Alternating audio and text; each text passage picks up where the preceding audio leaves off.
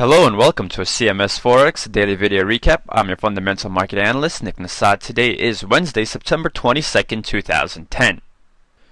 The fallout from the Fed statement yesterday, in which not only did policymakers say they were ready for further accommodation, they also made a point to say that inflation was running below the FOMC's mandate.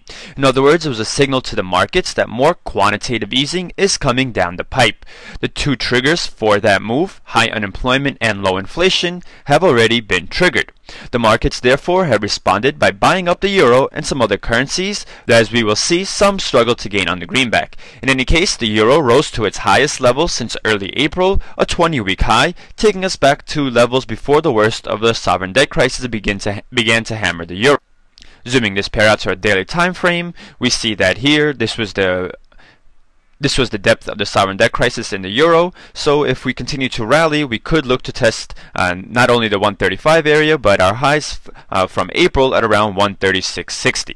A successful Portuguese bond sale also gave the euro an extra lift in today's trading, further easing concerns over the region's sovereign debt crisis. The euro may benefit from being the least risky compared to the other major currencies, the yen or the dollar, as the US and Japan make moves to devalue their currencies and boost their economies.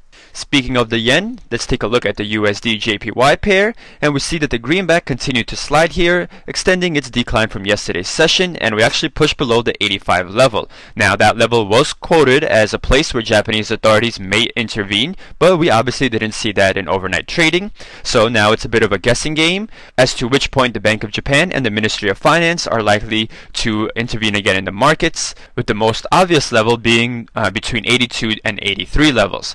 So we'll see if the market continues to move this pair lower as a test of the willingness of Japanese authorities to intervene further. Treasury prices in the US rose as yields on US government debt fell for a third straight day, and that plays into this pair and has been one of the main driving forces pushing the pair in favor of the yen in the medium to long term so far. So keep your eyes peeled to how low we go in this pair and be cautious of intervention. Next up, let's take a look at the Australian dollar-US dollar pair, which yesterday rose to a more than 2-year high, breaking above the 0.95 level in the wake of the Fed statement. Today's trading, we see the pair pushing even higher, testing the area just below 0.96. More quantitative easing from the Fed would mean more cheap dollars to fund carry trade. Also, the strong performance of the Australian economy is pushing this pair higher on expectations of more interest rate hikes by the Reserve Bank of Australia.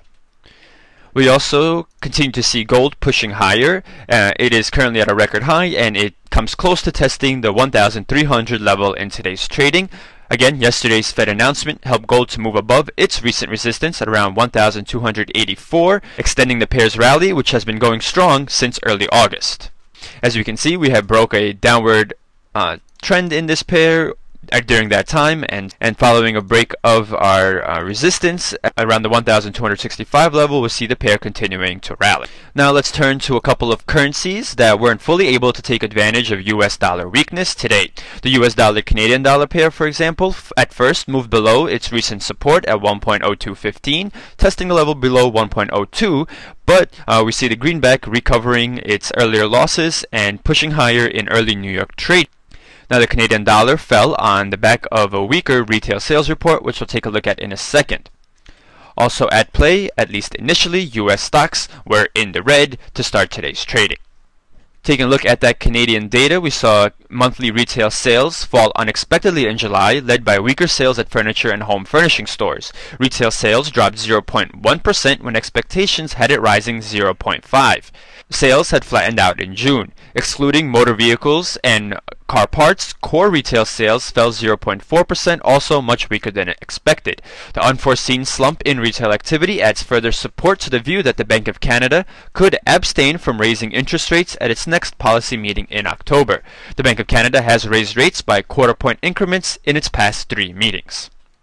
Finally, the pound-dollar pair, which we saw rally on the back of the FOMC announcement yesterday and extending its gains in overnight trading, fell back down after Bank of England meeting minutes as some BOE policymakers said the chance of stimulus being needed have increased. That means that the Bank of England may be moving closer to more asset purchases to revive a flagging economic recovery. That nullifies the extra quantitative easing that the Fed is likely to do, and so we saw the pound's rally stall. So let's look at today's market highlights. Let's take a look at the upcoming fundamental docket. Tonight, look for New Zealand's second quarter GDP figures, and we'll see how Chinese and Japanese bank holidays play into liquidity in the currency markets.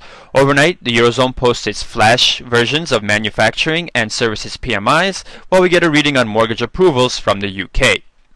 Tomorrow in the US, we get data on weekly jobless claims, existing home sales, as well as the Conference Board leading index.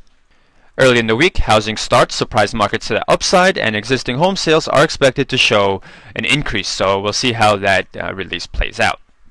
And that will wrap up today's video recap. For more news, videos, and analysis, please visit our site at cmsfx.com. I want to thank you for watching and wish you good trading.